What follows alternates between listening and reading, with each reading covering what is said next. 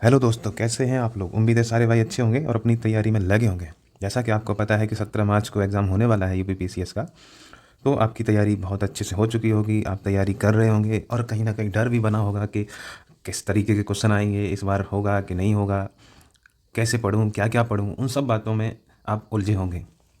और कहीं ना कहीं आपको ये भी लग रहा होगा कि कहीं एग्ज़ाम पोस्टपोन ना हो, जो अभी आरओ के एग्ज़ाम कैंसिल हुआ या होने वाला है, या यूपी पुलिस का एग्ज़ाम हुआ तो शायद ये भी पोस्टपोन हो, आगे बढ़ जाए।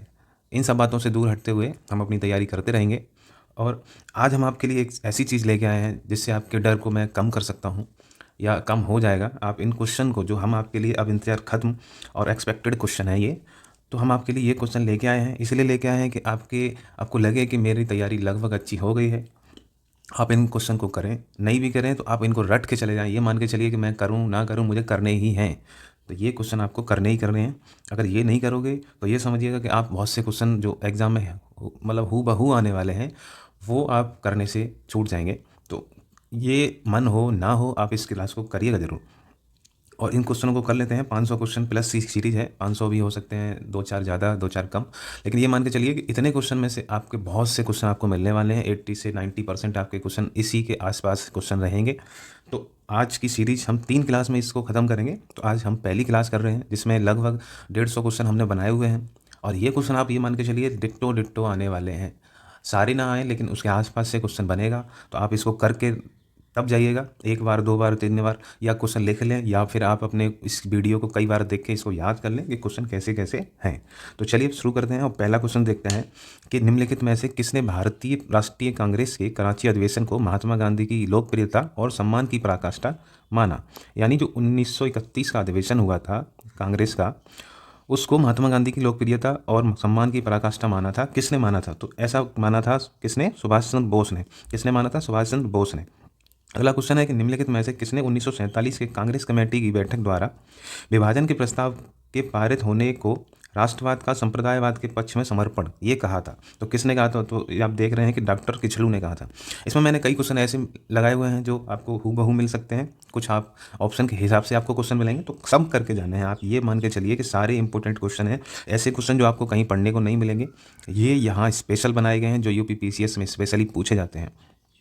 अगला क्वेश्चन देखते हैं कि काकोरी केस के अभियुक्तों के बचाव हेतु, जो काकोरी कांड हुआ था उसके अभियुक्तों के बचाव हेतु किसकी अध्यक्षता में एक समिति का गठन किया हुआ था या किया गया था? तो किसकी अध्यक्षता में समिति का गठन किया गया था? तो गोविंद बल्लभ पंत की समिति, ये अध्यक्ष थे उस समिति के जिसके तहत काकोरी केस की सुनवाई करनी थी। अगला क्वेश्चन है कि the man who divided India पुस्तक के लेखक, the man who divided India के पुस्तक के लेखक हैं हमारे रफ़ीक जकारिया साहब।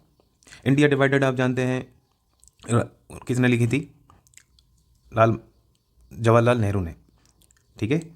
और India wins freedom Maulana Abul Kalam Azad ने। तो जिस तरीके से, इस तरीके से भी आप देख सकते हैं कि उससे रिलेटेड, पुस्तक से रिलेटेड और कौन सी किताबें हैं जो उससे मैच कर रही हैं, वो आप देखिएगा। ये है आपको मिलाने के लिए आया हुआ है, ये आपको खुद मिला के देखना है, इसलिए मैंने ऑप्शन में इसमें आंसर नहीं दिया हुआ है। फिर भी आप मिलाइए, रोक के मिलाइए, नहीं तो मैं आपको बताता हूँ कि कैसे इसको कर सकते हैं। जैसे कि सरोजिनी नायडू हमारी दर्शना रोड पर इससे संबंधित हैं। अरुणा आसफ अली हमारी भारत छोड़ो आंदोलन से संबंधित हैं। बाल गंगाधर तिलक हमारे होम रूल से संबंधित हैं। और विनोबा भावे हमारे 1940 के व्यक्तिगत सत्याग्रह से संबंधित हैं। तो ऐसे करके आप ऑप्शन इसमें लगा सकते हैं, तो अपने हिसाब से ऑप्शन लगा लीजिएगा। अगला क्वेश्चन है कि अपनी फांसी से पूर्व निम्नलिखित में से क्रांतिकारियों में से एक ने पानी हेतु दिए गए दूध को अस्वीकार कर दिया था। उसने कहा था कि अब मैं केवल अपनी माँ का दूध पीऊंगा। तो आपको बताना है कि ये कौन थे, या याद कर लेना कि कौन थे, राम प्रसाद बिस्मिल। अगला क्वेश्चन है कि किसने गांधी इरविन समझौते में महात्मा गांधी के लाभ को सांत्वना पुरस्कार, ये बहुत इंपॉर्टेंट क्वेश्चन है, किसने बोला था सांत्वना पुरस्कार? तो किसने बोला था? एलन कैंपबेल जॉनसन ने। किसने बोला था? एलन कैंपबेल जॉनसन ने बोला था। अगला क्वेश्चन देखते हैं कि भारतीय राष्ट्रीय आंदोलन से संबंधित कुछ घटनाएं हैं और उनका कालक्रम बताना है कि कौन सी पहले हुई, कौन सी बाद में हुई। तो देख रहे हैं कि अगर देखें तो बीजी तिलक का निधन, एक अधिनियम के रूप में रॉलेट एक्ट का प्रस्ताव पारित होना, तो ये सबसे पहले आपको पता है कि ये पारित हुआ। उसके बाद क्या हुआ कि जलियांवाला नरसंहार हुआ। और फिर आप देख रहे हैं कि भारतीय राष्ट्रीय कांग्रेस का अमृत अधिवेशन हुआ जिसमें बाल गंगाधर तिलक जो है आखिरी बार इसमें शामिल हुए थे। इसके बाद इनकी मृत्यु हुई थी, समझ रहे हो? तो पहले ये आएगा फिर ये आएगा, तो इस तरीके से हमारा आंसर ए बन जाता है। अगला क्वेश्चन देखते हैं कि बाल गंगाधर तिलक की सजा के पश्चात निम्नलिखित में से किसने दया की वकालत की थी और कहा था कि संस्कृत के एक विद्वान के रूप में तिलक में मेरी क्या है दिलचस्पी है? तो किसने बोला था? मैक्स मूलर ने बोला था ये बात, स्टेटमेंट बोला था कि संस्कृत के एक विद्वान के रूप में तिलक में मेरी दिलचस्पी है। अगला क्वेश्चन है कि कांग्रेस के मंच से भारतीय राष्ट्रीय कांग्रेस के किस अधिवेशन में प्रथम बार स्वराज शब्द व्यक्त किया गया था? तो ये आपको बताना है कि कौन से तो इसमें 1906 में जो दादा भाई नौरोजी की अध्यक्षता में ये अधिवेशन हुआ, उसमें स्वराज शब्द व्यक्त किया गया था प्रथम बार। ठीक है, अगला क्वेश्चन देखते हैं कि महात्मा गांधी ने अपनी निम्नलिखित पुस्तकों में से किसमें ब्रिटिश पार्लियामेंट को बांझ और वेश्या कहा है? तो आप देख रहे हैं कि किसमें कहा है? हिंद स्वराज में। अपनी हिंद स्वराज इनकी एक पुस्तक है, पुस्तक तो ये भी है, लेकिन इन्होंने हिंद स्वराज में क्या बोला कि ब्रिटिश पार्लियामेंट बांझ और वेश्या है, उसको वेश्या और बांझ कहा। अगला क्वेश्चन देखते हैं कि जलियांवाला बाग नरसंहार पर कांग्रेस जांच समिति की रिपोर्ट के रूप में लिखने का कार्य सौंपा गया था। किसको सौंपा गया था? तो महात्मा गांधी जी को सौंपा गया था। ये आपको याद रखना है। ऐसा ही क्वेश्चन पूछ रहा है कि इंडियन ओपिनियन पत्रिका के प्रथम संपादक, ये ध्यान रखना है कि इंडियन ओपिनियन से ज़्यादातर बच्चे क्या लगाते हैं कि महात्मा गांधी लगा देते हैं, लेकिन यहाँ याद रखना है कि पहले प्रथम संपादक जो थे वो मनसुख लाल नज़र थे। तो ये विशेष ध्यान रखना है कि पहले प्रथम संपादक कौन थे इंडियन ओपिनियन के? वो मनसुख लाल नज़र थे। अगला क्वेश्चन ऐसी है कि भारतीय राष्ट्रीय कांग्रेस का अंतिम अधिवेशन जिसमें बाल गंगाधर तिलक ने भाग लिया, जो अभी मैंने स्टार्टिंग में इससे पहले वाले क्वेश्चन में बताया, तो कौन सा था वो? अमृतसर अधिवेशन था 1919 वाला, जिसमें उन्होंने भाग लिया। उसके बाद उनकी मृत्यु हो गई 1 अगस्त और 1920 में 1 अगस्त 1920 में उनकी मृत्यु हुई थी। तो उससे पहले उन्होंने इसमें अधिवेशन में भाग लिया था। अगला क्वेश्चन है कि बंगाल के विभाजन के समय बंगाल का लेफ्टिनेंट गवर्नर कौन था, या ऐसे पूछता है। तो कई बार बच्चे क्या है गलत लगा देते हैं, वो समझते हैं कि बंगाल विभाजन के समय कर्जन था। कई बच्चे कन्फ्यूजन में, जिनको ऊपर से पढ़े होते हैं, उनको यही लगता है कि कर्जन था। कर्जन गवर्नर जनरल था, वायसराय था एक तरह से, लेकिन यहाँ लेफ्टिनेंट गवर्नर पूछा है। लेफ्टिनेंट गवर्नर कौन था? तो आप देख रहे हैं कि सर एंड्रयू फ्रेजर थे। तो ये आपको याद रखना है कि लेफ्टिनेंट गवर्नर पूछे तो ये लगाने हैं, अगर वायसराय या गवर्नर जनरल पूछता है तो कर्जन को लगाना है। ठीक है दोस्तों, अगला क्वेश्चन देखते हैं कि ब्रिटिश पत्रकार जो HW नेविंसन किससे जुड़े थे, ये पूछा है। तो कौन से आंदोलन से, कौन से मूवमेंट से जुड़े थे, वो आपको बताना है। तो स्वदेशी आंदोलन जो हुआ उससे संबंधित थे HW नेविंसन। ये मान के चलिए जो ब्रिटिश पत्रकार होते हैं या अमेरिकन पत्रकार हैं, उन सबसे रिलेटेड क्वेश्चन पूछे जा सकते हैं, इसीलिए मैंने ये क्वेश्चन आपके लिए डाला हुआ है कि किस से संबंधित थे। अगला क्वेश्चन है कि अबुल फजल द्वारा अकबरनामा पूरा किया गया था। सबसे पहली बात है कि अब सबसे पहला आपको क्वेश्चन का पता चल जाता है कि अकबरनामा किसने लिखी? अबुल फजल ने। अब ये पूछ रहे हैं कितने समय में लिखी, तो कितने समय में लिखी? तो 7 वर्षों में, यानी 7 साल में पूरी करी थी इसको। 7 साल में इसको पूरा किया अकबरनामा को अबुल फजल ने। अब अगला क्वेश्चन है कि औरंगजेब ने किसको साहिबाद उज जमानी की उपाधि दी थी? साहिबाद उज जमानी की उपाधि किसको दी थी? तो जहां आरा को इन्होंने साहिबाद उज जमानी की उपाधि दी थी।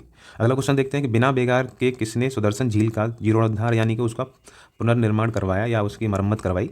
तो आप देख रहे हैं कि रुद्रदामन एक शासक था कण्व वंश का, उसने बिना बेगार यानी बिना किसी से चंदा लिए अपने पैसे से सुदर्शन झील का क्या किया था? उसका पुनर्निर्माण करवाया या जीर्णोद्धार करवाया, जो उसमें दरारें आ गई थी उसको सही करवाया। कौन सूफी संत जो है महबूब इलाही कहलाता है? तो कौन सा सूफी संत महबूब इलाही कहलाता है? तो शेख निजामुद्दीन औलिया के बारे में आप सुनते ही रहते हैं कि मोहम्मद बिन तुगलक के समय या उसके पहले उसके बाद कई शासकों का इन्होंने वो देखा था शासन, इसलिए इनको महबूब इलाही कहलाते हैं ये। अगला क्वेश्चन है कि मानसिक रूप से विकलांग हेतु राष्ट्रीय संस्थान निम्नलिखित में से कहाँ अवस्थित है? राष्ट्रीय संस्थान पूछ रहे कि ये मानसिक रूप से जो विकलांग होते हैं उनके लिए राष्ट्रीय संस्थान कहाँ पे है? तो ये हैदराबाद में है। हैदराबाद कहाँ की राजधानी है? तेलंगाना की राजधानी है। ठीक है, तो अगला क्वेश्चन है कि कनिष्क के सारनाथ बौद्ध प्रतिमा अभिलेख की तिथि क्या है? ये बहुत इंपॉर्टेंट क्वेश्चन है, ये पूछा जा सकता है, क्योंकि बच्चों को बस इतना पता है कि शक संवत कब चलाया गया, ठीक है, या उसकी क्या कहते हैं उसका राज्याभिषेक कब हुआ, लेकिन ये नहीं पता था कि सारनाथ बौद्ध प्रतिमा अभिलेख की तिथि क्या है। तो आप लगा सकते हैं 81 ईस्वी या AD में थी। अगला क्वेश्चन देखते हैं कि शिव की दक्षिणामूर्ति प्रतिमा उन्हें किस रूप में प्रदर्शित करती है? यानी कि दक्षिणामूर्ति प्रतिमा किस रूप में प्रदर्शित करती है शिव को, वो आपको बताना है, पूछा गया है। तो ये एक तरह से शिक्षक के रूप में उनको बताती है शिव जी को कि ये दक्षिणामूर्ति प्रतिमा शिक्षक के रूप में उनको प्रदर्शित करती है। अगला क्वेश्चन देखते हैं कि उत्तर प्रदेश जमींदारी उन्मूलन और भूमि सुधार अधिनियम 1950 किसमें अंतर्निहित है? ये इंपॉर्टेंट क्वेश्चन है, कभी भी पूछ सकते हैं कि किसमें आता है। तो कई बार फंस जाते हैं बच्चे, कभी 7वीं अनुसूची लगा देते हैं, पर आपको ये याद रखना है कि ये 9वीं अनुसूची में है। किसमें है? 9वीं अनुसूची में है। अगला क्वेश्चन है कि इसको मिलान करना है और मिलान करना है तो ये मिलाना है कि कौन सी किताब किसके ज़रिए लिखी गई है। तो आप सभी जानते हैं कि जवाहरलाल नेहरू ने कौन सी लिखी थी, जवाहरलाल नेहरू ने अपनी डिस्कवरी ऑफ इंडिया लिखी है। तो इस तरीके से आप मिला के देखें कि ये दोनों हट जाते हैं और ये डी का थ्री, यानी ये ऑप्शन कोई भी बनेगा, ऐसा समझ के देखिए। मान लीजिए ऑप्शन नहीं है तब, तो फिर आप कौन सा लिखेंगे। तो अब देखेंगे कि कैथरीन मेयो, मदर इंडिया, जो आप सभी जानते हैं कि मदर इंडिया किसने लिखी। अब बाकी देख लीजिए, ए का 2 मिल रहा है, यानी कि आपका आंसर ऐसे बन जाता है। ठीक है दोस्तों, अगला क्वेश्चन देखते हैं कि राम सेतु शुरू होता है, राम सेतु ब्रिज कहाँ से शुरू होता है। ये बहुत इंपॉर्टेंट क्वेश्चन है कि राम सेतु ब्रिज जो है वो कहाँ से शुरू होता है। तो आप जैसे कि जानते हैं कि इंडिया का मैप इस तरीके से है और यहाँ श्रीलंका है, तो राम सेतु ब्रिज यहाँ है, मतलब कहाँ से शुरू होता है। तो ये है राम सेतु ब्रिज और ये पूछ रहे हैं कहाँ से शुरू होता है। तो ये पॉइंट पूछा जा रहा है आपसे, कौन सा पॉइंट पूछा जा रहा है कि आपसे पूछ रहे हैं कि ये पॉइंट कौन सा है जहाँ से शुरुआत होती है राम सेतु ब्रिज की। तो ये पॉइंट कौन सा है, तो ये है धनुषकोडी, धनुषकोडी पॉइंट है जहाँ से इसकी शुरुआत होती है। ठीक है, राम सेतु ब्रिज की। तो इस तरीके से आप समझ सकते हैं कि इंडिया के दक्षिण में एक धनुषकोडी जगह है, द्वीप है, वहाँ से शुरुआत होती है आइसलैंड उसकी राम सेतु ब्रिज की, एडम ब्रिज की, जिसको एडम ब्रिज बोलते हैं, जिसको बोलते हैं कि हनुमान और राम ने मतलब बेसिकली पत्थर डाल डाल के बनवाया था बंदर सेना के जरिए, और उसको पार करते हुए श्रीलंका पे वो गए थे, लंका में गए थे जब रावण के साथ युद्ध हुआ। चीनी लेखक भारत का उल्लेख किस नाम से करते हैं। तो चीनी लेखक भारत को किस नाम से पुकारते थे, येन तू, किस नाम से, येन तू के नाम से पुकारते थे। तो आपको याद रखना किस नाम से पुकारते थे, येन तू। अगला क्वेश्चन है कि आपको इसमें मिलान करना है और इसके आंसर आपको खुद ही देख लें, लेकिन फिर भी मैं बताता हूँ, इसमें मैंने दिया हुआ है कि आपको दिक्कत ना हो, आप इनको डिट्टो याद कर लें जैसा है वैसा। जैसे इसमें पूछा गया कि सही सुमेलित कौन सा है, तो बाकी 3 गलत होंगे, तो 3 के भी आंसर मैंने लिखे हुए हैं। तो आप देख रहे हैं कि कौन सा एक सही है, तो पहला ही ऑप्शन इसमें सही है, बाकी तीनों गलत हैं। लेकिन तीनों के बारे में, तीनों के साइंटिस्ट कौन कौन है वो आपको मैं बता देता हूँ। इकोसिस्टम में एजी टांसले, जैसे कि आप इससे मिला सकते हैं। इकोलॉजी में अर्नेस्ट हैकल हैं, इकोलॉजी को शब्द जो दिया वो अर्नेस्ट हैकल ने दिया। रेमंड दसमान, दसमान ने जैव विविधता और आप जानते हैं 10% एनर्जी का जो रूल दिया था कि एक जीव से दूसरे जीव में एनर्जी 10% ट्रांसफ़र होती है, वो भी इन्होंने दसमान ने दिया था, या इनको लिंडेमान भी कहते हैं, लिंडेमान का नियम भी कहते हैं, 10% एनर्जी के नियम को, 10% के नियम। अब आप पूछता है कि लिंडेमान का नियम कौन सा है, तो 10% एनर्जी ट्रांसफ़र का है। और जैव विविधता के बारे में पूछता है तो आप दसमान को बताएंगे, रेमंड दसमान।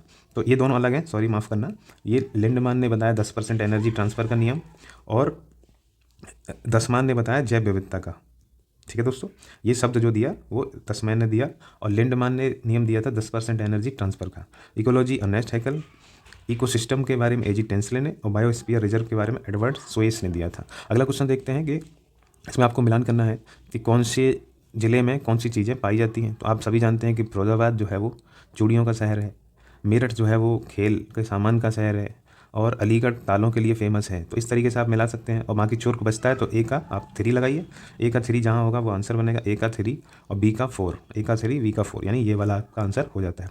अगला क्वेश्चन देखते हैं कि राष्ट्रीय राजमार्ग विकास परियोजना के उत्तर दक्षिण तथा उत्तर पश्चिम गलियारे कहाँ मिलते हैं। ये पूछ रहे हैं कि जो इस तरीके से और इस तरीके से, तो ये जो उत्तर दक्षिण यानी राजमार्ग हैं वो कहाँ मिलते हैं, ये पॉइंट पूछा जा रहा है। वैसे तो आपको पता ही होगा, लेकिन फिर भी मैं बता देता हूँ कि ये झांसी है, यूपी के दक्षिण में जो झांसी है वहाँ पे ये दोनों एक दूसरे से मिलते हैं। ठीक है, राजमार्ग जो मिलते हैं वो झांसी में मिलते हैं, तो इसका आंसर जो हो जाता है वो झांसी हो जाता है। अगला क्वेश्चन देखते हैं कि निम्नलिखित में से कौन सी एजेंडा 21 की सही व्याख्या या परिभाषा करता है। तो एक तरीके का आप आंसर लगाइए, और नहीं तो मैं आपको बताता हूँ कि ये जो है वो यह 21वीं सदी में विश्व पर्यावरण संरक्षण हेतु एक कार्य योजना है, जो UNFCCC की जब बैठक, जो क्या कहते हैं अर्थ समिट जब हुई थी, तब उसके टाइम इनको बनाया गया था लागू करने के लिए। तो ये पर्यावरण से संबंधित एक शब्द है, योजना है, जिसके अंतर्गत कई नियम है वो अपनाने हैं पर्यावरण के संरक्षण हेतु, तो इसलिए इसका आंसर सी हो जाता है। अगला क्वेश्चन है कि कौन सा गैस समूह ग्रीन हाउस गैस प्रभाव में योगदान देता है। तो आप बताना है आपको कि इनमें से कौन सा एक गैस समूह है जो ग्रीन हाउस गैस प्रभाव में योगदान देता है। ये आप क्वेश्चन खुद करिए इसको, नहीं तो मैं आपको बताता हूँ कि ये आंसर है इसका डी, यानी कार्बन डाइऑक्साइड और मीथेन, CO2 और मीथेन ये आंसर है, क्योंकि ये दोनों इसमें ग्रीन हाउस गैसों में बढ़ोतरी करते हैं, ग्रीन हाउस गैसों में बढ़ोतरी करते हैं। अगला क्वेश्चन है कि निम्नलिखित में से कौन सा या कौन पदार्थ सार्वत्रिक तापन उत्पन्न करने में योगदान नहीं करता है, यानी ये नहीं करता, ये पूछा जा रहा है। तो सल्फर और नाइट्रोजन के ऑक्साइड जो होते हैं वो टेम्परेचर को बढ़ाने में मदद नहीं करते हैं, यानी ये जैसे हैं वैसे ही रहने देते हैं, इसका कोई इफेक्ट नहीं पड़ता है। अगला क्वेश्चन है कि किस स्तर यानी कि डेसिबल में नापना है से अधिक की ध्वनि खतरनाक ध्वनि के रूप में या प्रदूषण कहलाती है।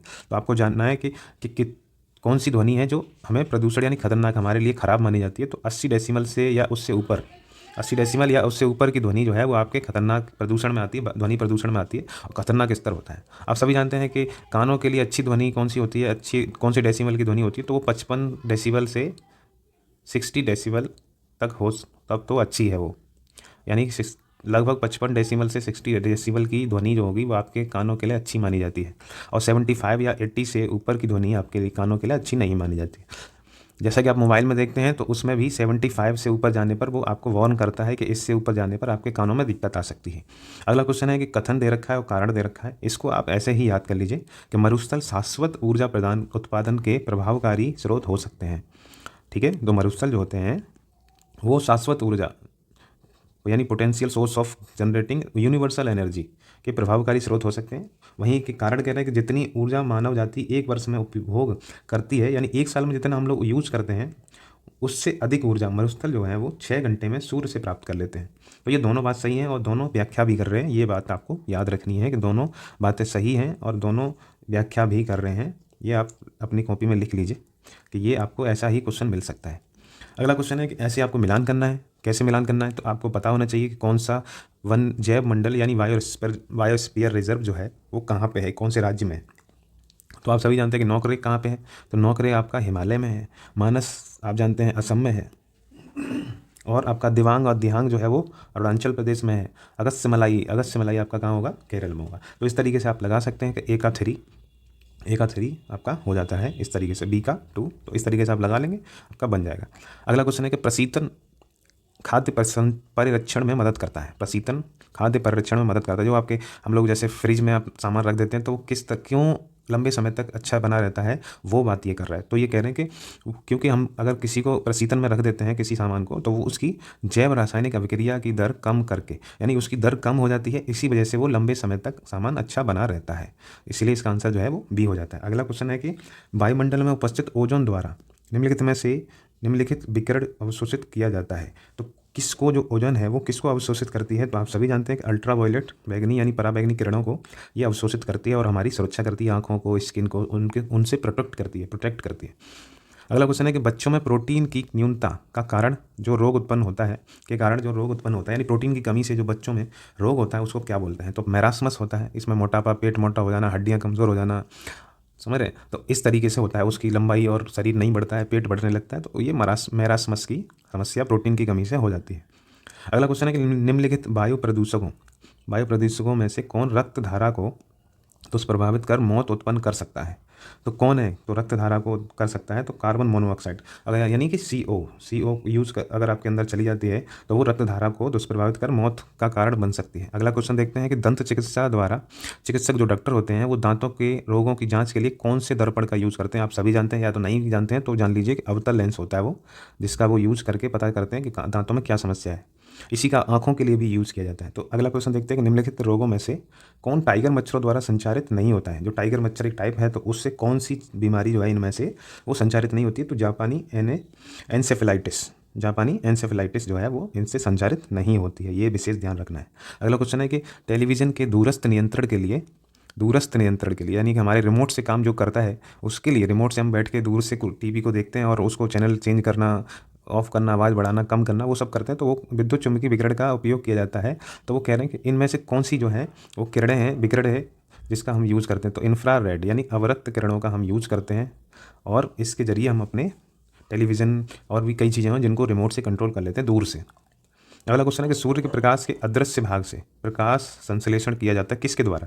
यानी कि अदृश्य भाग से प्रकाश संश्लेषण करता है कौन सा जीव है? तो बैक्टीरिया जो होते हैं वो अदृश्य प्रकाश से भी प्रकाश संश्लेषण यानी फोटोसिंथेसिस करते हैं। National stock exchange of India का प्रवर्तक कौन है? ठीक है, ये पूछा गया है। तो कौन कौन है? तो सभी हैं, state of India, LIC, GIC, IDBI, यानी ऑल ऑफ द एबव, यानी उपरोक्त सभी। अगला क्वेश्चन है कि भारत से निम्नलिखित में से कौन सा एक उत्पाद सामान्यतः निर्यात नहीं किया जाता है? कौन सा है जिसका निर्यात नहीं करते? तो हमारे यहाँ दालों का उत्पादन भी बहुत होता है, लेकिन उसकी उपभोग भी बहुत होता है। तो इसलिए हम लोग इसका क्या नहीं करते, इसका निर्यात नहीं करते। हमारे यहाँ ही इतने यूज़ करने वाले हैं, उपयोग करने वाले हैं कि हम इनका आयात ही करते हैं, निर्यात नहीं करते। इसके अलावा अगला क्वेश्चन है कि किसी देश की आर्थिक समृद्धि की सर्वाधिक उपयुक्त माप किस में होती है? तो किस में होती है? तो आप सभी जानते हैं कि प्रति व्यक्ति उत्पाद यानी पर कैपिटा प्रोडक्ट में अगर देखें तो ये जो है हम जान पाएंगे कि इस देश हमारी आर्थिक समृद्धि कैसी चल रही है देश में। अगला क्वेश्चन है कि निम्नलिखित में से कौन सा कर भारत सरकार द्वारा नहीं लगाया जाता? तो आप सभी जानते हैं कि टोल टैक्स जो है वो या तो राज्य सरकार या उनके बिहाफ पे कोई कंपनी लगाती है, तो ये भारत सरकार नहीं लगाती, ये आपको ध्यान रखना है। अगला क्वेश्चन है कि जिस समिति ने लोकतांत्रिक विकेंद्रीकरण और पंचायती राज की सिफारिश की, उसका सभापति कौन था, यानी अध्यक्ष कौन था? एक तरह से ऐसे पूछ रहे हैं, तो उसका अध्यक्ष कौन था? आप सभी जानते हैं बलवंत राय मेहता थे। बलवंत राय मेहता की सिफारिशों पर लोकतांत्रिक विकेंद्रीकरण किया गया और पंचायती राज की स्थापना करी गई। जो आज का स्ट्रक्चर है वो इन्हीं के सुझाव पर आधारित है। उदारीकरण, निजीकरण, भूमंडलीकरण की नई आर्थिक नीति घोषित की गई थी, तब प्रधानमंत्री कौन थे? तो ये अटपटे से क्वेश्चन है, कभी भी आ सकते हैं, इनको याद रखना बहुत जरूरी है। तो आप सभी जानते हैं कि नरसिम्हा राव जो थे वो इस टाइम प्रधानमंत्री थे। अगला क्वेश्चन है कि पंचायत समिति के सदस्य कैसे नियुक्त होते हैं? तो पंचायत में जो सदस्य होते हैं वो सारे प्रत्यक्ष रूप से जनता द्वारा निर्वाचित होते हैं। कैसे होते हैं? प्रत्यक्ष रूप से जनता द्वारा निर्वाचित होते हैं। अगला क्वेश्चन पूछ रहे हैं कि बॉम्बे, मद्रास और कोलकाता में उच्च न्यायालयों की स्थापना कब की गई थी? ये डेट पूछी जाती है, कई बार पूछी जाती है, इसलिए आपको इसको याद रखना बहुत जरूरी है। 1861 यानी 1861 में इसकी इन सब उच्च न्यायालय हाई कोर्ट की स्थापना की गई थी। अगला क्वेश्चन है कि भारतीय संविधान के निम्नलिखित अनुच्छेदों में से किसके अंतर्गत विधान परिषद जो होती है, विधान परिषद की स्थापना और समाप्ति की व्यवस्था की गई? तो ये बहुत इंपॉर्टेंट क्वेश्चन है, क्योंकि वर्तमान में सिर्फ 6 राज्य हैं जहाँ पे विधान परिषद बनी हुई है। आप सभी जानते हैं बिहार, यूपी, महाराष्ट्र, तेलंगाना, आंध्र प्रदेश और आपका कौन सा है? कर्नाटक। तो इस तरीके से 6 राज्य हैं जहाँ पे, एक तो बिहार मैं लिख देता हूँ, यूपी, महाराष्ट्र, फिर कर्नाटक, तेलंगाना और छठवां है आंध्र प्रदेश।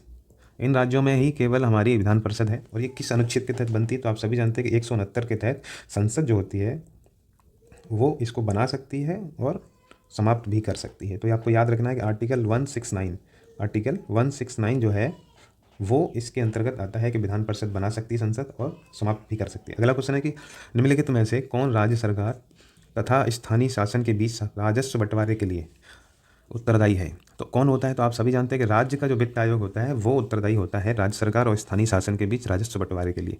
अगला क्वेश्चन है कि भारत में निम्नलिखित में से किस राज्य में नगरीय घनत्व सर्वाधिक है? ये बहुत इंपॉर्टेंट क्वेश्चन है, आप याद कर लीजिए। पश्चिम बंगाल जो है वो उसमें नगरीय घनत्व बहुत है। इसके दूसरे नंबर पर जो आता है तो उसको आप महाराष्ट्र लगाइएगा, ये फर्स्ट हो जाता है, ठीक है। तो पहला पश्चिम बंगाल, दूसरा महाराष्ट्र आता है। अगला क्वेश्चन है कि आनुपातिक प्रतिनिधित्व की व्यवस्था निर्वाचन क्रिया प्रणाली के रूप में सुनिश्चित करती है। क्या सुनिश्चित करती है? तो अल्पसंख्यकों के प्रतिनिधित्व को ये सुनिश्चित करती है, क्योंकि अनुपात में रहेंगे तो उनको भी प्रतिनिधित्व मिल जाएगा, इसलिए ये प्रक्रिया अल्पसंख्यकों के प्रतिनिधित्व को निर्धारित करती है। अगला क्वेश्चन है कि सुमेलित नहीं है, ये बताना है कौन सा सुमेलित नहीं है, ये आपको सही सुमेलित नहीं है ये बताना है। तो देख रहे हैं कि 39A में बोला गया है समान न्याय एवं निःशुल्क विधिक सहायता, ये सही है। अनुच्छेद 40 में बोला गया ग्राम पंचायतों का संगठन, ये भी सही है। अनुच्छेद 44 में बोला गया समान नागरिक संहिता, जो अभी चर्चा में भी बना रहता है, वो भी सही है। 48 में इनके लिए नहीं है, न्याय एवं पालिका का कार्यपालिका से पृथककरण, क्योंकि ये आर्टिकल 50 में आते हैं, इसीलिए ये वाला आंसर जो है आपका वो गलत हो जाता है। तो हमारा आंसर जो बनेगा वो कौन सा सुमेलित नहीं है, तो हमारा डी ऑप्शन जो है वो नहीं है। अगला क्वेश्चन है कि नदी है और बांध है, कौन सी नदी पे कौन सा बांध बना है? ये इंपॉर्टेंट क्वेश्चन है, ये आप मान के चलिए आपको कहीं ना कहीं आंसर उस पेपर में आपको मिल जाएगा, तो आपको याद रखना है। तो कौन सा है? तो आप सभी जानते हैं कि नील नदी पे कौन सा है? आसवान बांध है। नील नदी पे कौन सा है? आसवान बांध है। और आपके इंडिया में जो दामोदर है उस पर पंचेत बांध है, ठीक है। तो इसी तरीके से लगा के देखिए कि बी का आपका 3 हो जाता है, बी का 3 हो जाता है, और नील ए का उस सी का 1 हो जाता है, तो सी का 1, ये वाला आंसर आपका बन जाएगा। वैसे तो फिर भी पूरा देखते हैं, तो कोलोराडो पे आप जानते हैं कि हुबर बांध है, कौन सा है? कोलोराडो नदी जो है अमेरिका में, यूएसए में, तो उस पर हुबर बांध है। और जेम्बेजी पे आपका करीबा बांध है। इसी के तर्ज पे हमने भी भारत में बांध बनाया हुआ है। अगला क्वेश्चन है कि सर्वाधिक स्थायी पारिस्थितिकी तंत्र किसका होता है, वो पूछा गया है। तो आप सभी जानते हैं कि महासागर जो होते हैं उनका सर्वाधिक स्थायी पारिस्थितिकी तंत्र होता है।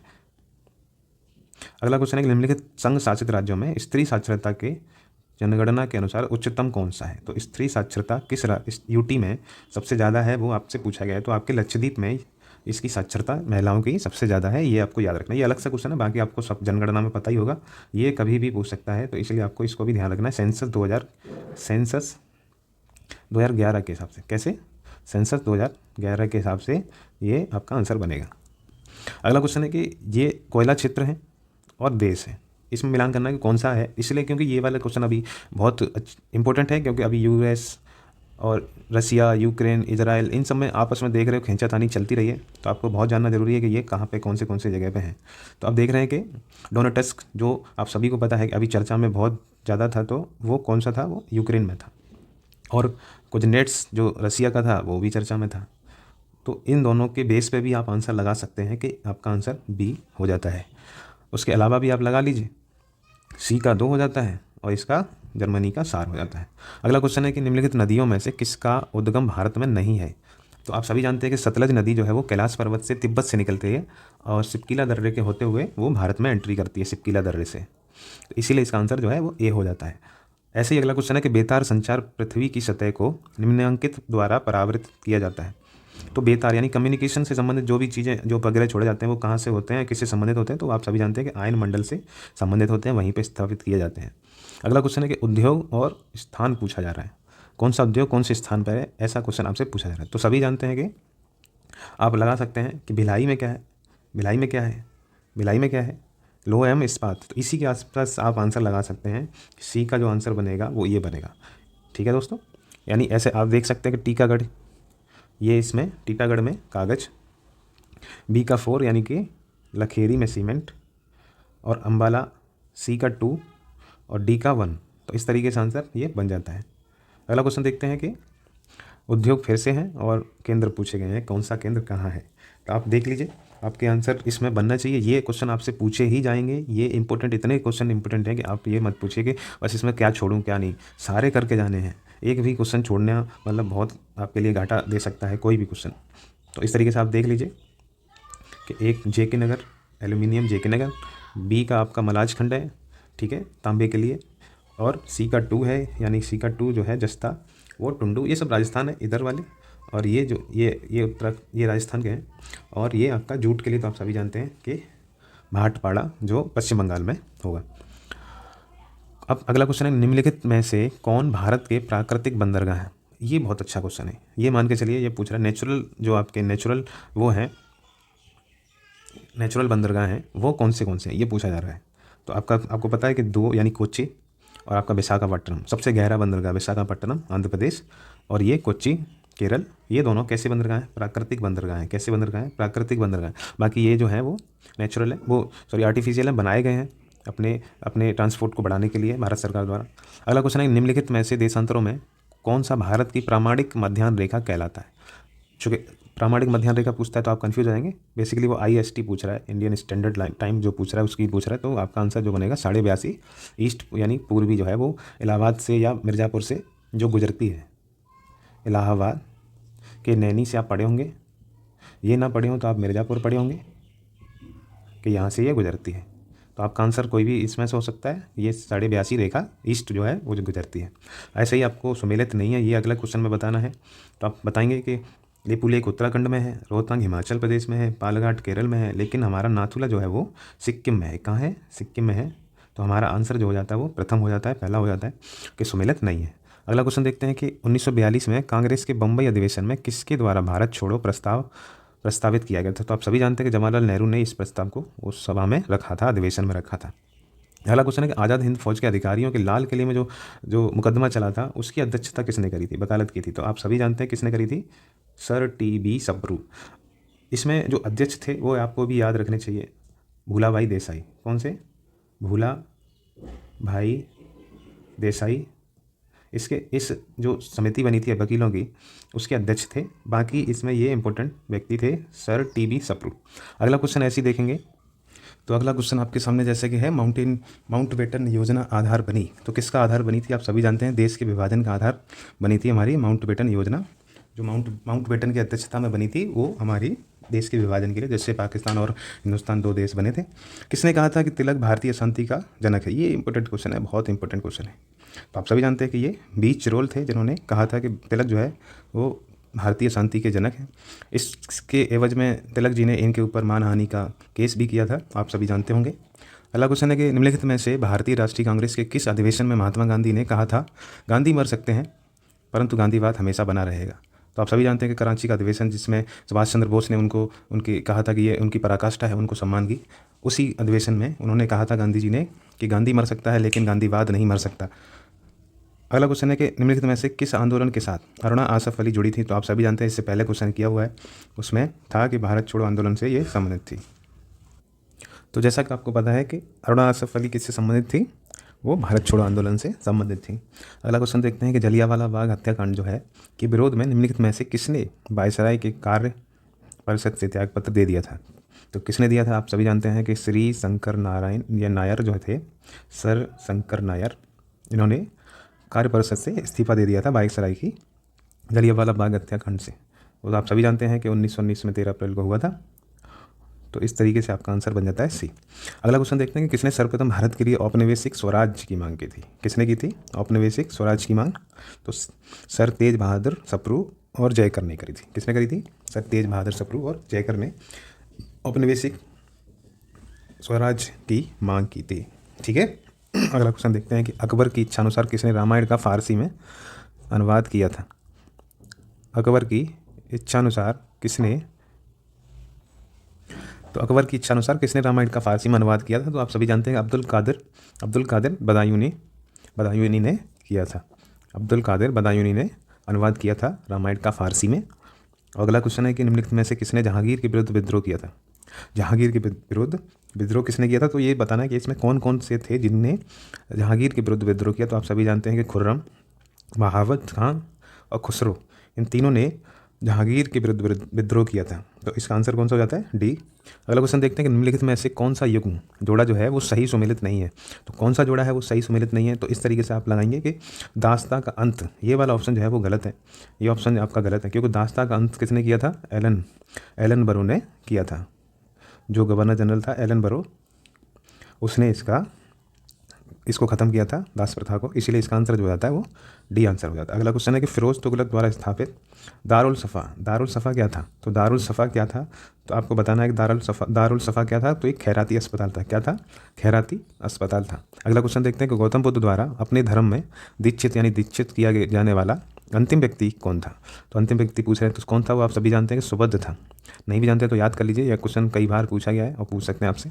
तो कौन था? सुबुद्ध था। अगला क्वेश्चन है कि मौर्य काल में सीता से तात्पर्य क्या है। तो सीता क्या है ये चीज़ पूछी जा रही है मौर्य काल में। तो इसका आंसर जो होता है वो राज्य की भूमि से प्राप्त आय होती थी, यानी कि revenue from the state land. इसका आंसर सी हो जाता है कि जो राज्य की भूमि से प्राप्त आय थी उसको हम सीता के नाम से जानते थे। काजीरंगा किसके लिए फेमस है ये पूछ रहे हैं। तो काजीरंगा किस लिए फेमस है? एक असम में है, पहली बात। दूसरी बात ये गेंडे के लिए फेमस है, ये आपको याद रखना है। ठीक है, गेंडे के लिए जाना जाता है काजीरंगा। अगला क्वेश्चन है कि गायत्री मंत्र के नाम से प्रसिद्ध मंत्र सर्वप्रथम किस ग्रंथ से मिलता है, किस ग्रंथ में मिलता है। तो आपको ये बताना है कि गायत्री मंत्र कहाँ से लिया गया है। एक तरह से देखा जाए तो वो ऋग्वेद से संबंधित है, ऋग्वेद से लिया गया है। अगला क्वेश्चन है कि राष्ट्रीय पर्यावरण इंजीनियरिंग शोध संस्थान, जिसको शॉर्ट फॉर्म में नीरी भी बोलते हैं, तो नीरी भी बोलते हैं, वो पूछा जा रहा है कि कहाँ पे इसका मुख्यालय है या कहाँ पे ये स्थापित है। तो ये नागपुर में है। कहाँ पे है? नागपुर में है। अगला क्वेश्चन है कि उत्तर प्रदेश में आंवले का सर्वाधिक उत्पादन किस जिले में होता है ये पूछ रहे हैं। तो सर्वाधिक उत्पादन कहाँ होता है? तो आपके प्रतापगढ़ में होता है। यूपी के प्रतापगढ़ में आंवले का सर्वाधिक उत्पादन होता है। अगला क्वेश्चन है कि पारिस्थितिकी तंत्र में तत्वों के चक्रण को क्या कहा जाता है। ये क्वेश्चन आपको लगाना है, ये आपको बताना है कि क्या है। फिर भी बताइए, सोचिए।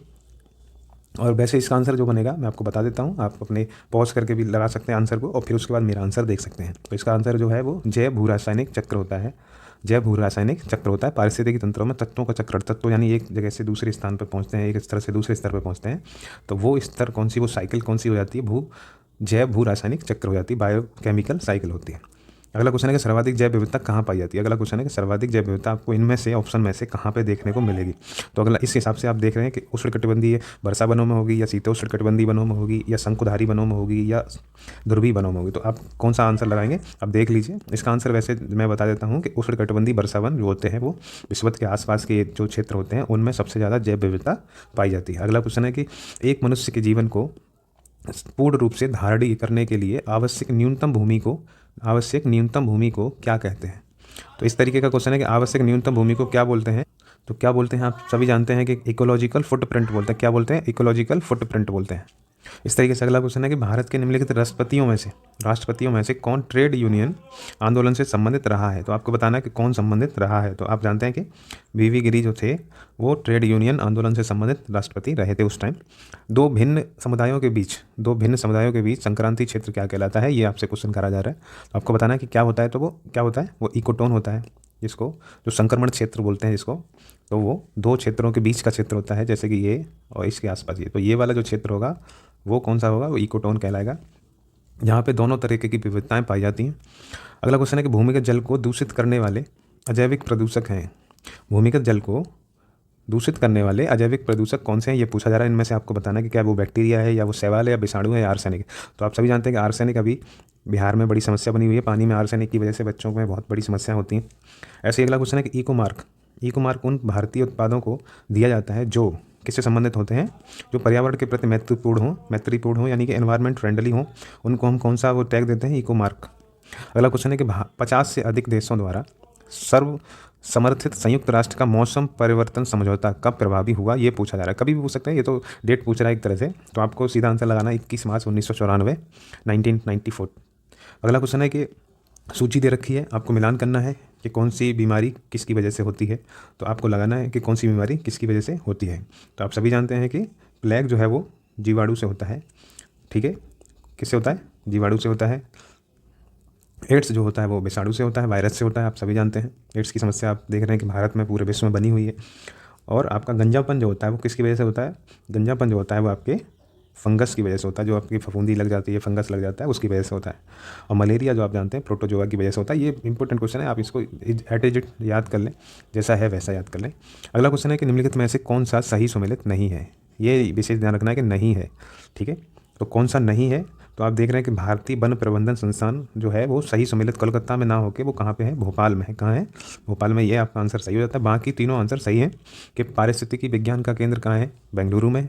भारतीय वन्य प्राणी संस्थान कहाँ है? देहरादून में। और हिमालयी पर्यावरण एवं विकास का गोविंद वल्लभ पंत संस्थान कहाँ है? अल्मोड़ा में है। अगला क्वेश्चन है कि भारत के निम्नलिखित क्षेत्रों में से कौन से जैव विविधता की दृष्टि से उत्तेजनशील स्थल है, यानी हॉटस्पॉट है। क्या है? हॉटस्पॉट है। तो इसमें बताना है कि भारत के कौन से हॉटस्पॉट हैं। तो आप सभी जानते हैं कि कौन से हैं हॉटस्पॉट। एक तो पूर्वी हिमालय होता है और एक आपका पश्चिमी घाट होता है। तो ये दो ऑप्शन में आपके होने चाहिए 1 और 3। तो 1 और 3 के हिसाब से ये आपका बी आंसर हो जाता है।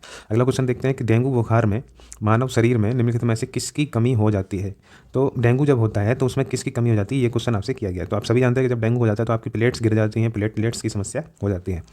ऐसे ही कैसिमर फंक ने निम्नलिखित में से किसका आविष्कार किया था, ये क्वेश्चन किया गया। कैसिमर फंक ने किसकी खोज की थी। तो आप सभी जानते हैं विटामिन के बारे में बताया था इन्होंने। और डीएनए के द्वि हेलिक्स प्रारूप यानी डबल हेलिक्स मॉडल का पहली बार किसने प्रस्तावित किया था? किसको? डबल हेलिक्स मॉडल को किसने प्रस्तावित किया था? तो आप सभी जानते हैं कि वॉटसन एंड क्रिक ने डबल हेलिक्स मॉडल दिया था। किसने दिया था? वॉटसन एंड क्रिक ने। अगला क्वेश्चन देखिए कि ये आपको मिलान करना है और ये मान के चलिए ये बहुत ज़्यादा इंपॉर्टेंट क्वेश्चन है। ये एट इज याद कर लीजिए, जैसा है वैसा याद करिए कि ये किसकी वजह से कौन सी बीमारी होती है। तो वो आप देख लीजिए। आपका जिस तरीके से देखो मिलान करते हैं तो एस्बेस्टस धूल से क्या समस्या आती है, किस में समस्या आती है। तो आप सभी जानते हैं कि धूल से किस में? फेफड़ों में समस्या आती है। ऐसे ही आपके शीशे से किससे समस्या आती है? तो शीशे से मस्तिष्क की समस्या उत्पन्न होती है। वहीं आप पारा की जानते हैं, तो पारा आप सभी जानते हैं कि आपके किडनी यानी कि उधर आपका स्टोमच वो ख़राब होता है। ऐसे ही डी यानी कि रक्त धाराएं जो यानी वेन्स होती हैं या ब्लड स्ट्रीम होता है वो आपका किससे होता है? CO यानी कि कार्बन मोनोऑक्साइड से होता है। तो इस तरीके से आपका आंसर जो बन जाता है वो बी आंसर बन जाता है। ऐसे आगे बढ़ते हैं कि धूल का धवल रंग यानी कि सफ़ेद रंग जो भूरा रंग होता है वो किसकी उपस्थिति के कारण होता है, ये पूछ रहा है। यानी कि जो सफ़ेद दूध का जो रंग होता है सफ़ेद, वो किसकी वजह से होता है? तो आप सभी जानते हैं वो किसके कारण होता है? वो कैसीन के कारण होता है। यानी अगर उसमें कैसीन ना हो तो वो सफ़ेद नहीं हो सकता, कुछ और कलर में होगा, लेकिन कैसीन की उपस्थिति के कारण वो कैसा होता है? वो सफ़ेद होता है। लाइकेन के बारे में पूछ रहे हैं कि लाइकेन सबसे अच्छे सूचक हैं किसके? तो लाइकेन सबसे अच्छे सूचक किसके होते हैं? तो अगर आपको पता है तो, नहीं पता है तो आप जान लीजिए कि ये क्वेश्चन बहुत इंपॉर्टेंट है और ये एयर पॉल्यूशन के सूचक होते हैं, इंडिकेटर्स होते हैं। ऐसे ही अगला क्वेश्चन है कि पर्डहरिम या क्लोरोफिल में निम्नलिखित में से कौन सा तत्व पाया जाता है? ये 5 स्टार क्वेश्चन है। ये 5 स्टार क्वेश्चन है, ये मान के चलिए आपके क्वेश्चन में रखा मिलेगा आपको। तो इसका आंसर जो है वो मैग्नीशियम है। कि आपके क्लोरोफिल में कौन सी चीज़ होती है? मैग्नीशियम होता है। क्लोरोफिल में कौन सा तत्व मौजूद होता है? वो मैग्नीशियम होता है। आगे क्वेश्चन में बात करते हैं कि लोलक घड़ियाँ गर्मियों में सुस्त हो जाती हैं, यानी कि कमज़ोर हो जाती, मतलब उनकी स्पीड जो होती है वो कम हो जाती है। तो इसका रीज़न पूछ रहे हैं क्या होता है? तो क्योंकि वो लोलक की लंबाई बढ़ जाती है, इसी वजह से उसकी स्पीड जो है सुस्त पड़ जाती है, इसीलिए इसका आंसर जो होता है वो सी हो जाता है। अगला क्वेश्चन है कि जब बर्फ़ पिघलती है तब क्या होता है? तो जब बर्फ़ पिघलती है तो क्या होगा? उसका आयतन घटेगा। ठीक है, उसका आयतन घटेगा। ये आपका आंसर है कि जब बर्फ़ पिघलेगी तब। निम्नलिखित में से पदार्थों में से कौन से ओजोन रिक्ति कारक हैं, यानी कि ओजोन सब्सटेंस कौन से हैं जो डिप्लीट करते हैं ओजोन को? तो उनके नाम बताने हैं। तो कौन सा आंसर बनेगा इसमें? क्या क्या वो CFC होगा, क्लोरोफ्लोरोकार्बन होगा, या हेलोन्स होगा, या कार्बन टेट्राक्लोराइड होगा? वो आपको बताना है। तो इसका आंसर कौन सा होगा? वो इसका आंसर जो होगा वो डी होगा, यानी कि तीनों जो है वो ओजोन डिप्लीटिंग का काम करते हैं, ऐसे सब्सटेंस ये तीनों हैं। अगला क्वेश्चन है कि प्रकाश का रंग जो होता है, प्रकाश का रंग निर्धारित होता है इसके किससे निर्धारित होता है? आप सभी जानते हैं कि प्रकाश का रंग जो होता है वो तरंगदैर्घ्य यानी वेवलेंथ से निर्धारित होता है। जिसकी वेवलेंथ ज़्यादा होती है उसका जो है रंग उतना कम बिखरेगा, वो दूर से उतना ही ज़्यादा दिखाई देता है। जैसे रेड कलर की तरंगदैर्घ्य ज़्यादा होती है, वेवलेंथ ज़्यादा होती है, इसलिए हम लोग ज़्यादातर वो जो है ट्रैफिक लाइट्स के यूज़ के फॉर्म में इसको यूज़ करते हैं। और जिसका तरंगदैर्घ्य कम होता है, वेवलेंथ कम होता है, तो वो ज़्यादा बिखरता है। जैसे कि हम देखते हैं कि सागर का रंग जो होता है, समुद्र का रंग जो नीला दिखाई देता है, आकाश का रंग नीला दिखाई देता है, क्योंकि नीले रंग की वेवलेंथ कम होती है और इसलिए उसका जो है फैलाव ज़्यादा होता है, बिखराव ज़्यादा होता है। तो इस तरीके से आंसर आपका बी आंसर हो जाएगा। अगला क्वेश्चन है कि लेज़र एक युक्ति है जिसके द्वारा उत्पन्न किया जाता है। तो लेज़र के द्वारा क्या उत्पन्न किया जाता है ये पूछ रहे हैं। तो आप सभी जानते हैं कि लेज़र में स्टिमुलेटिंग शब्द होता है, इसी वजह से इसका आंसर बन जाएगा आपका स्टिमुलेटिंग रेडिएशन। तो इस तरीके से आंसर आपका डी हो जाता है। अगला क्वेश्चन है कि मिट्टी की घड़ी में निम्नलिखित में से किस क्रिया के कारण जल ठंडा होता है? जल ठंडा होता है। तो आप जानते हैं कि जो मटका अगर है आपका, वो किस वजह से ठंडा होता है? तो वो हम सभी जानते हैं कि वो क्या होता है, उसमें बाष्पीकरण के कारण, एवोपरेशन के कारण वो ठंडा होता है। उसमें पानी जो होता है वो एवोपरेशन, क्योंकि वो पानी जो है वो छिद्रों के माध्यम से निकलते रहता है, इसमें ठंडक आती रहती है। अगला क्वेश्चन है कि 13वें वित्त आयोग के अध्यक्ष कौन थे? ये पूछ रहा है कि 13वें वित्त आयोग के अध्यक्ष कौन थे? तो आप सभी जानते हैं कि विजय केलकर थे, विजय केलकर थे। ठीक है। और 14वें के आपको बताने हैं, आपको याद रखने हैं। 14 के हैं वाई.वी. रेड्डी। कौन है? वाई.वी. रेड्डी। 15वें के कौन है? तो एन.के. सिंह, एन.के. सिंह। और 16वें जो अभी हाल ही में बने हैं उनको भी याद रखना है, अरविंद पनगड़िया। अरविंद पनगड़िया जो हैं वो 16वें जो वर्तमान में हैं वो हमारे 16वें वित्त आयोग के अध्यक्ष हैं। वो आपको याद रखना है, अरविंद पनगड़िया जी हैं। 15वें पूछता है तो एन.के. सिंह, 14वें पूछता है तो वाई.वी. रेड्डी, इससे पूछेगा नहीं आगे। अगला क्वेश्चन है कि जो मृग मरीचिका का कारण क्या है? यानी कि किस कारण हमें मृग मरीचिका के रूप में चीज़ें दिखाई देती, मिराज के रूप में। यानी कि जैसे दिखता है कि गर्मियों में ऐसा लगता है कि कहीं पे दूर पे एक पानी सा जलाशय है, लेकिन जब पास जाते रहते हैं तो ऐसा लगता है कि वहाँ कुछ नहीं है। तो वो जो हमारे सामने इमेज बन रही थी पानी की, जो हाइपोथेटिकल थी, लेकिन वास्तव में कुछ नहीं था वहाँ, वो किस वजह से बनती है? तो आपको इसमें जब साइंस में क्वेश्चन पूछेगा तो आपको लगाना है प्रकाश का पूर्ण आंतरिक परावर्तन, total internal reflection of light. इसके कारण ही हमें मृग मरीचिका दिखाई देती है। अगला क्वेश्चन है कि निम्नलिखित में से कौन सा भारत में मुद्रास्फीति के प्राकलन का सबसे प्रचलित मापक या माप है? तो चूँकि पहले WPI हुआ करता था इसका आंसर वैसे, लेकिन अब जो है वो CPI कंबाइंड आंसर होता है। तो अगर CPI भी देता है या CPI कंबाइंड लिख के देता है तो आप उसको आंसर लगाइएगा कि उसका आंसर आपका CPI कंबाइंड आंसर बनेगा। क्या बनेगा? CPI कंबाइंड आंसर बनेगा। ठीक है। अगला क्वेश्चन है कि भारत में विदेशी विनिमय संचय का रखरखाव किसके द्वारा किया जाता है? तो आप सभी जानते हैं कि ये RBI का काम होता है। RBI जो है वो विदेशी विनिमय संचय का रखरखाव करती है भारत में। अगला क्वेश्चन है कि निम्नलिखित में से किस राज्य में पंचायती राज का शुभारंभ सबसे पहले हुआ था? ये पूछ रहे हैं वो कौन सा राज्य था जहाँ पे पंचायती राज सबसे पहले स्टार्ट किया गया था? तो सभी जानते हैं कि वो राजस्थान का नागौर था, जहाँ पे सबसे पहले पंचायती राज शुरू करा गया था। ठीक है। अगला क्वेश्चन है कि तेंदुलकर समिति ने भारत में गरीबी रेखा के नीचे की जनसंख्या का प्रतिशत कितना आकलित किया है? तो जब तेंदुलकर समिति बनी थी तो उन्होंने कितना ये गरीबी रेखा बताई थी, भारत में कितने % गरीब हैं? तो 37.2% गरीब लोग जो हैं वो भारत में इन्होंने बताए थे, जिस पे विवाद हुआ। फिर कई दूसरी समिति जब बनाएगी उसको लेके, तो उन्होंने फिर 29% के आसपास गरीब जनसंख्या को आकलित किया था। ऐसे अगला क्वेश्चन है कि धारणी विकास किसके उपयोग के संदर्भ में अंतर पीढ़ीगत संवेदनशीलता का विषय है? तो ये कह रहे हैं कि धारणी विकास जो होता है वो किसके संदर्भ में, इंटरनल जनरेशनल के फॉर्म में हम लोग पढ़ते हैं कि जो सस्टेनेबल डेवलपमेंट है वो किस लिए यूज़ करते हैं। सस्टेनेबल डेवलपमेंट जो है वो किसके परिप्रेक्ष्य में यूज़ किया जाता है, तो सभी जानते हैं वो नेचुरल रिसोर्सेज के को लेके हम लोग बात करते हैं कि प्राकृतिक संसाधन जो हैं वो हम लोग यूज़ कर रहे हैं और यूज़ करते हुए, उपयोग करते हुए आने वाली पीढ़ी के लिए भी और जो वर्तमान में पीढ़ी है उनके लिए भी हम लोग उनको बचा के रखें और उनको सस्टेन करने दें। तो इस तरीके से इसका आंसर जो होता है वो नेचुरल रिसोर्स आंसर हो जाता है। अगला क्वेश्चन है कि उच्चतम न्यायालय में संविधान के निर्वचन से संबंधित मामलों की सुनवाई के लिए न्यायाधीशों की संख्या कम से कम कितनी होनी चाहिए। तो चूँकि संविधान से संबंधित कोई विषय होगा तो उसमें कितने न्यायाधीश कम से कम हो, तो 5 न्यायाधीश होने चाहिए कम से कम, तब संविधान से संबंधित कोई भी निर्वचन हो सकता है। ऐसे ही अगला क्वेश्चन है कि निम्नलिखित में से किस क्षेत्र से भारत में सकल राष्ट्रीय उत्पाद यानी जीडीपी का सबसे बड़ा भाग प्राप्त होता है। तो किस क्षेत्र से होता है, तो सर्विस क्षेत्र, क्योंकि सबसे ज़्यादा हमारी पॉपुलेशन यहीं पे है, परसेंटेज हमारा भागीदारी वहीं है। वैसे तो पॉपुलेशन हमारी कृषि क्षेत्र में है, लेकिन हमें जो है जीडीपी में सबसे ज़्यादा हिस्सा जो है वो किसका है, वो सर्विस सेक्टर का है, तो इसीलिए इसका आंसर सी हो जाता है। किस सदन के सदस्यों द्वारा, अगला क्वेश्चन है कि किस सदन के सदस्यों द्वारा बहुमत से अविश्वास प्रस्ताव पास कर होने पर मंत्रिपरिषद को त्यागपत्र देना पड़ेगा। तो आप सभी जानते हैं कि अगर वो लोकसभा में अगर बहुमत से अविश्वास प्रस्ताव पास हो जाता है तो मंत्रिपरिषद को त्यागपत्र देना होगा। इस तरीके से अगला क्वेश्चन है कि निम्नलिखित में से किसके द्वारा भारत के नियंत्रक एवं महालेखा परीक्षक के पद का सृजन किया जाता है। तो आपको बताना है कि क्या वो संसदीय अधिनियम द्वारा होता है या संविधान द्वारा होता है या मंत्रिमंडल के संकल्प द्वारा होता है या इनमें से कोई नहीं। तो आप सभी जानते हैं कि संविधान द्वारा इसका सृजन किया जाता है। आर्टिकल 148 148 में इसके गठन की चर्चा की गई है। अगला क्वेश्चन है कि निम्नलिखित में से किस बाद में उच्चतम न्यायालय ने धारणा प्रस्तुत की कि उद्देश्य का संविधान का भाग है। आपको ये बताना है इसका आंसर कि उद्देश्य का संविधान का भाग है ये किस में बोला गया था। तो आपका आंसर जो होगा वो सी होगा कि बॉम्बई बनाम यूनियन ऑफ इंडिया में ये बोला गया था। इसके अलावा केशवानंद वाले मामले में भी इसको संविधान का अंग माना था। ठीक है, तो ये आपके दोनों आंसर बन सकते हैं, जो भी आए उसको आप लगा दीजिएगा। अगला क्वेश्चन है कि राज्य विधानसभा में कोई भी धन विधेयक पुनः स्थापित नहीं किया जा सकता बगैर किसकी अनुमति के। तो राज्य विधानसभा की बात चल रही है, ये ध्यान रखना है, और ये इसके लिए राज्य के राज्यपाल की संस्तुति यानी स्थिति होना बहुत जरूरी है। अगला क्वेश्चन है कि संसद राज्य सूची के विषय के संबंध में कानून बना सकती, तो कब बनाएगी। तो आपको ये बताना है तो कब बना सकती है कि वह यदि राज्यसभा ऐसा संकल्प पारित करती है तब बना सकती है, पहली बात। ठीक है ना, तो इसका आंसर जो है आपका कौन सा है कि राज्यसभा ऐसा संकल्प पारित करे और तब जाके संसद जो है वो राज्य के विषय पर कानून बना सकती है। अगला क्वेश्चन है कि संसार का सर्वाधिक जनसंख्या वाला मरुस्थल पूछा है। तो आप सभी जानते हैं कि सर्वाधिक जनसंख्या वाला मरुस्थल कौन सा है, वो थार है। और यहाँ पे कितनी पॉपुलेशन है, तो 83 पर किलोमीटर के हिसाब से लोग रहते हैं। तो यहाँ डेंसिटी कितनी है, 83 पीपुल्स हैं यानी व्यक्ति। अगला क्वेश्चन है कि निम्नलिखित में से कहाँ विश्व का सबसे बड़ा प्रमाणित तेल भंडार स्थित है।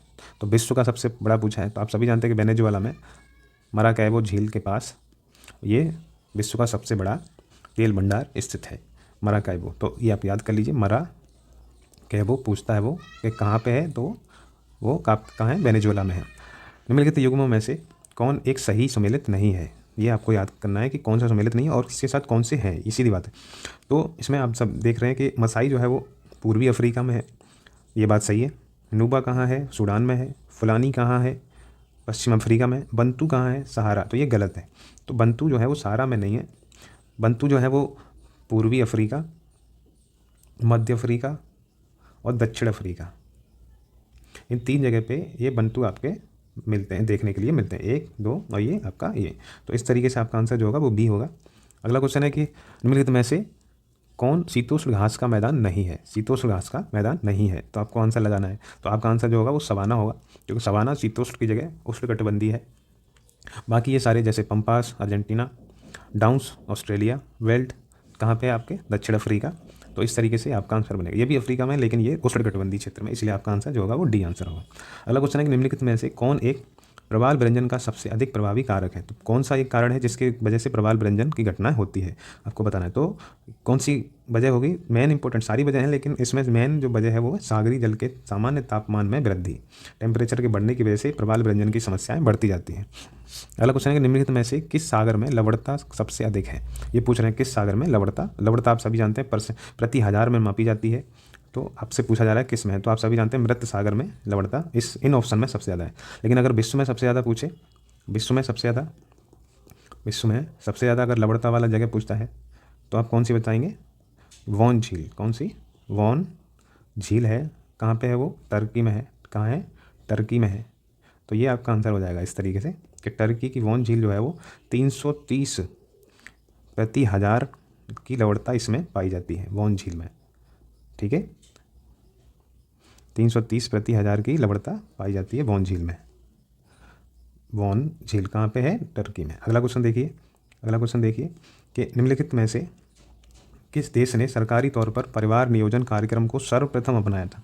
कौन सा देश था जिसने सर्वप्रथम परिवार नियोजन कार्यक्रम को अपनाया था? तो वो हमारा भारत था, जिसने सर्वप्रथम परिवार नियोजन कार्यक्रम को अपनाया था। अगला क्वेश्चन है कि निम्नलिखित में से कौन सा राज्य भारत में मैंगनीज का सर्वाधिक उत्पादन करता है?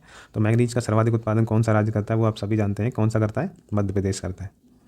अगला क्वेश्चन है कि कौन सा देश युग्म अरल सागर के किनारे है? तो अरल सागर जैसे मान लेते हैं ये है, तो इसके दोनों तरफ कौन से देश हैं वो आपको पूछा जा रहा है। तो आप सभी जानते हैं कि ये कजाकिस्तान और उज्बेकिस्तान के में पड़ता है। जैसे कजाकिस्तान यहाँ है और उज्बेकिस्तान इधर है, उन दोनों के बीच में कौन सा सागर है? तो ये अरल सागर है। कौन सा सागर है? अरल सागर है। तो इस तरीके से आपका आंसर ए हो जाएगा। अगला क्वेश्चन है कि मिलान करना है और आपको बताना है कि कौन सा खनिज जो है वो किस क्षेत्र में पड़ता है। तो आप सभी जानते हैं कि जादूगोड़ा के खाने किस लिए फेमस है? यूरेनियम के लिए। तो सी का आपका कौन सा हो जाता है? सी का आपका 2 हो जाता है। तो इस तरीके से आंसर ही लग जाता है। ठीक है, इसके अलावा देख लेते हैं गुरु महेसानी किस लिए फेमस है? तो लो अयस्क के लिए फेमस है। और बी तो तलचर किस लिए फेमस है? तो तलचर आपका कोयले के लिए फेमस है। और बाकी जावर आप सभी जानते हैं कि शीशे के लिए जाना जाता है, जो राजस्थान में है। अगला क्वेश्चन है कि भारत के निम्नलिखित बंदरगाहों में कौन सा एक खुला सागरी बंदरगाह है? तो खुला सागरी बंदरगाह कौन सा है? चेन्नई है। खुला सागरी बंदरगाह ओपन मरीन वाला जो आपका बंदरगाह है, पोर्ट है, वो कौन सा है? वो चेन्नई है। अगला क्वेश्चन है कि भारत के निम्न राज्यों में से किसमें सागवान का वन पाया जाता है? यानी ये पूछ रहे हैं, वैसे तो इन सब में पाए जाते हैं, लेकिन सबसे ज़्यादा कहाँ पाए जाते हैं, एक तरह से ऐसा पूछा जा रहा है। तो कहाँ पाए जाएंगे? वो आपके मध्य प्रदेश में सबसे ज़्यादा सागवान के वन पाए जाते हैं। किसके वन? सागवान के वन पाए जाते हैं, क्योंकि ये पतझड़ वाले वन है, इसलिए सबसे ज़्यादा मध्य भारत में लगभग पाए जाते हैं। तो मध्य प्रदेश में इनका सबसे ज़्यादा क्षेत्र मिलता है देखने के लिए। अब कौन सही सम्मिलित है ये पूछा जा रहा है, और झील दे रखी है और अवस्थिति दे रखी है। आपको बताना है कौन सी झील कौन से राज्य में है। तो आप देख रहे हैं कि अब इसमें बताना है सही सुमेलित है, तो एक ही सही है, बाकी सब गलत है।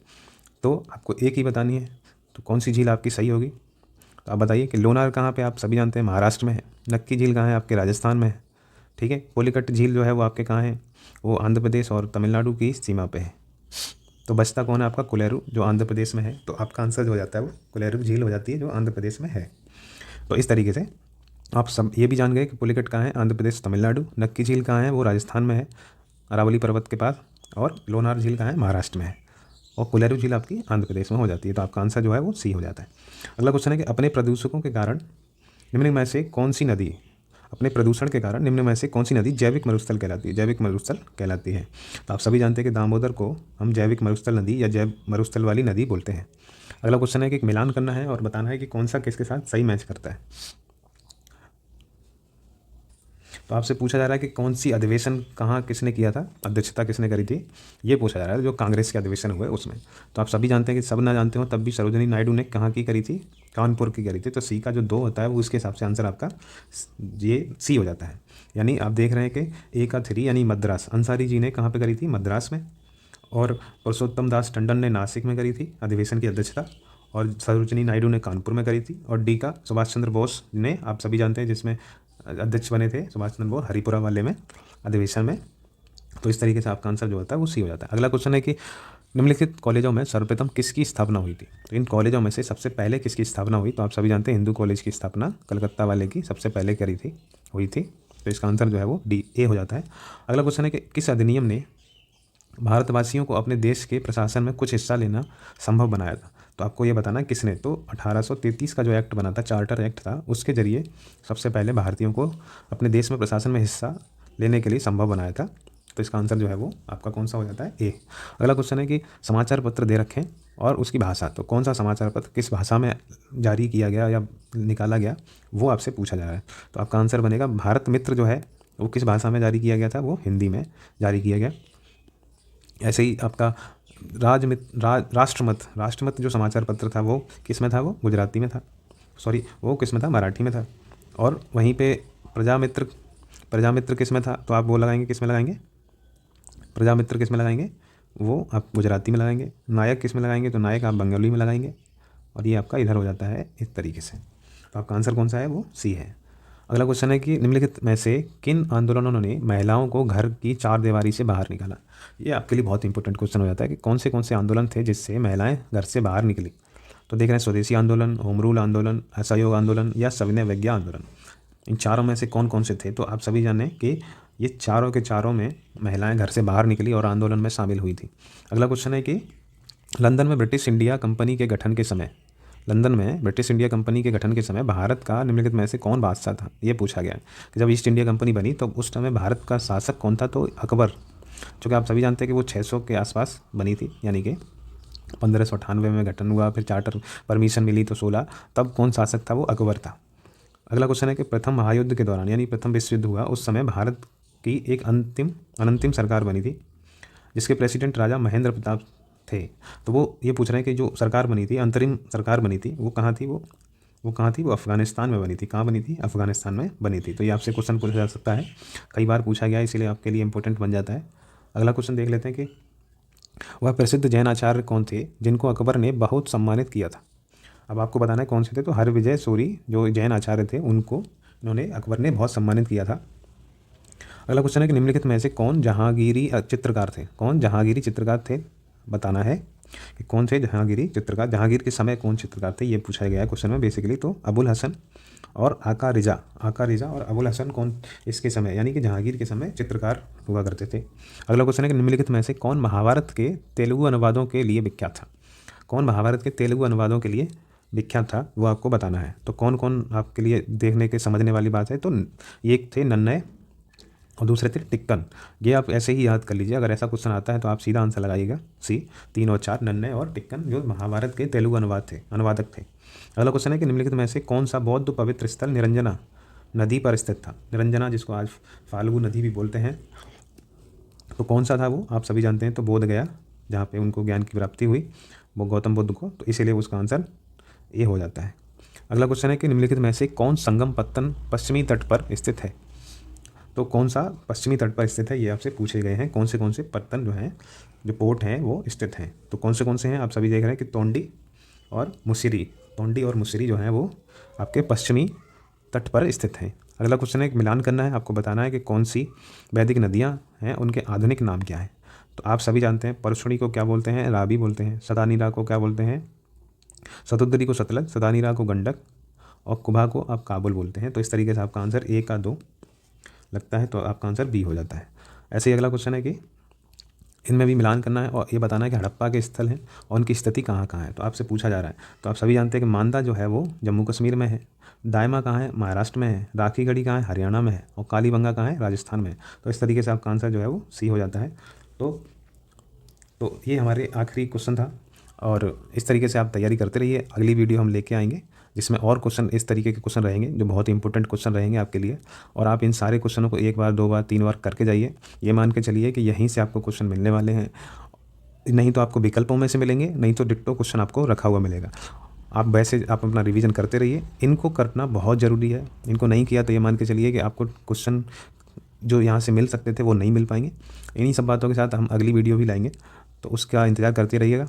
1-2 दिन में, आज या कल में हम आपके लिए वो वाली वीडियो आगे ला रहे हैं, क्लास 2, जिसमें आपको अगले क्वेश्चन की सीरीज़ मिलेगी, जिसको भी आप करें। और 3 क्लास में हम सारे 500 प्लस की सीरीज़ करने वाले हैं, जिससे आप ये मान के चलिए कि प्रीलिम्स पूरा पास कर जाएंगे। इसमें आपको फिर सोचने की कोई टेंशन नहीं लगेगी, सोचने के लिए आपको ज़्यादा दिक्कत नहीं महसूस होगी कि मैं पढ़ा नहीं, मैं ये नहीं किया, वो नहीं किया।